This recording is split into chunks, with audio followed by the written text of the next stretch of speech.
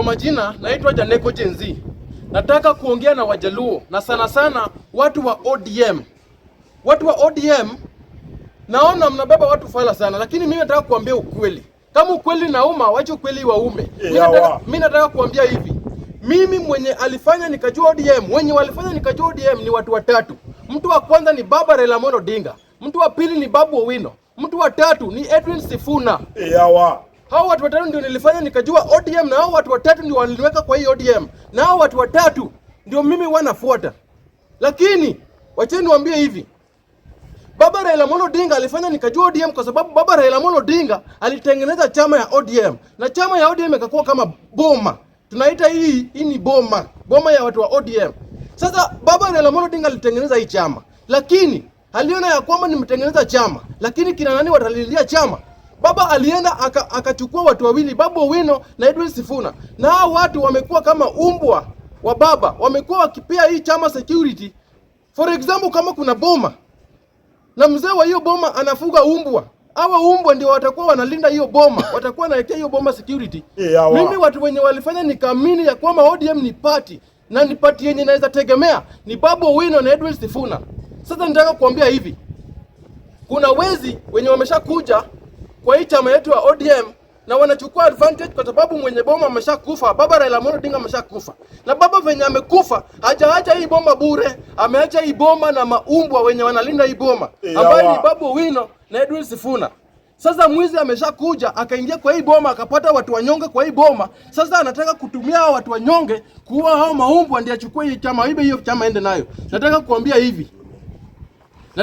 hivi. Tunajua watu wasaliti wenye wako hii boma ya ODM. Tunajua hawa watu. Na tunajua hawa watu wanaweza kubali hao maumbo wafukuzwe ndio mwizi akuje achukue chama ende nayo. Lakini tuko gangari. Mimi nawaambia tuko gangari Wajaluo. Nataka kuambia hivi. Nimeona huku nje mnasema ya kwamba mtaka kufukuza Babu Owino na Edwin Sifuna katika chama yetu ya ODM. Nawaambia hivi. Mkifukuza Babu Owino na Edwin Sifuna, hii chama itabaki bila security kwa sababu Babu Owino na Edwin Sifuna ndio wamewekea hii chama security. Na ndio maana watu wengine bado wameogopa kukuja kwa hii chama kuja kuiba ama kuharibu kwa sababu wanajua vizuri kuna security kwa ile chama, kuna maumbwa wenye wanalinda hiyo boma. Sasa nyinyi mnatumika, mnaambiwa ati mfukuze Edwin Sifuna na Babu Owino, ndio mwizi akikuja usiku anapata boma haina security, anaingia tu anachukua chama aenda nayo. Hatutakubali Babu Owino na Edwin Sifuna watoke kwa hii chama ya ODM. Na wakitoka na waambie ukweli, wanatoka leo, kesho yake chama ODM imeisha, hivyo imeshaenda. Na kama mnataka kujua vizuri Babu Owino na Edwin Sifuna wako na nguvu kwa hii chama, tuendeni NDC, leteni election hadi hapo kwa ground. Ndio mtajua ya kwamba ground vitu ni different, si vile mnafikiria. Ground vitu ni different. Hatutaki mchezo na hii chama yetu ya ODM. Hatutaki mchezo. Kuna watu wenye wamekuja hapa jana na wanataka kujifanya wanajua kila kitu. Tuko na nyinyi, tuko bumper to bumper. Leteni election kwa ground. Watu wachague party leader. Muone kama Babu Owino kwa party leader. Edwin Sifuna natukwambia hivi. Wewe ndio secretary general. Na kuna mtu mwenye anaweza kutoa hapo.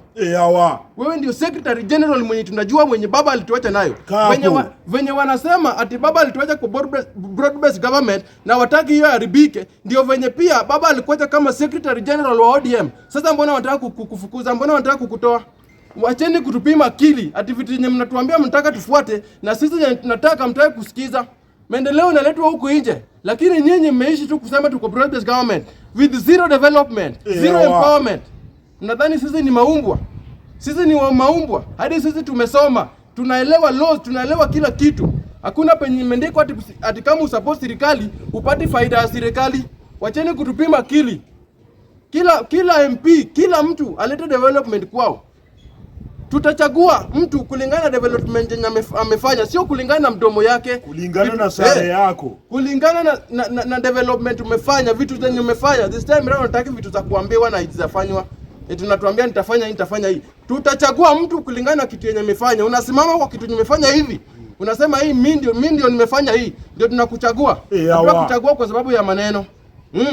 Na kama umeona imekuuma, peleka kutini.